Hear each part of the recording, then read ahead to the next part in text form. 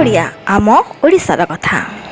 କଟକ ଖାନନଗରରେ ମୋ ବସ୍ ସହିତ ଏକ ଲୁନାର ଦୁର୍ଘଟଣାକୁ ନେଇ ପ୍ରକାଶ ପାଇଥିବା ଖବର ସିସିଟିଭି ଫୁଟେଜ୍, ଯେଉଁଥିରୁ ସ୍ପଷ୍ଟ ଜଣାପଡ଼ୁଛି ଯେ ପରିବା ବୋଝେଇ ଲୁନା ଦ୍ରୁତଗତିରେ ଆସି ନିଜର ଭାରସାମ୍ୟ ହରାଇ ନିଜେ ମୋ ବସ୍ ସହିତ ମାଡ଼ ହୋଇ ଦୁର୍ଘଟଣାର ଶିକାର ହୋଇଛନ୍ତି।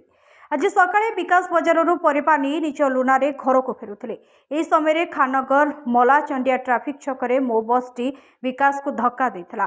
ବିକାଶ ତଳେ ଛିଟିକି ପଡ଼ିଯାଇଥିଲେ। ତାଙ୍କ ଗାଡ଼ିରେ ଥିବା ପରିବା ଚାରିଆଡ଼େ ଛିନ୍ଛତ୍ର ହୋଇ ପଡ଼ିଯାଇଥିଲା। ସେଠାରେ ଥିବା ଉପସ୍ଥିତ ଲୋକେ ବିକାଶକୁ ଉଦ୍ଧାର କରି ଡାକ୍ତରଖାନାକୁ ଭର୍ତ୍ତି କରିଥିଲେ। ଡ୍ରାଇଭର ବେପରୁଆ ଗାଡ଼ି ଚାଳନା ପାଇଁ ଦୁର୍ଘଟଣା ଘଟିଥିବା ସ୍ଥାନୀୟ ବାସିନ୍ଦା ଅଭିଯୋଗ କରିଥିବା ବେଳେ ଡ୍ରାଇଭରକୁ ଥାନାକୁ ଅଟକ ରଖିଥିଲା ପୋଲିସ। କିନ୍ତୁ ବର୍ତ୍ତମାନ ଖବର କିଛି ଅଲଗା ସାମ୍ନାକୁ ଆସିଛି। ବ୍ୟୁରୋ ରିପୋର୍ଟ, ପ୍ରସାର ଓଡ଼ିଆ।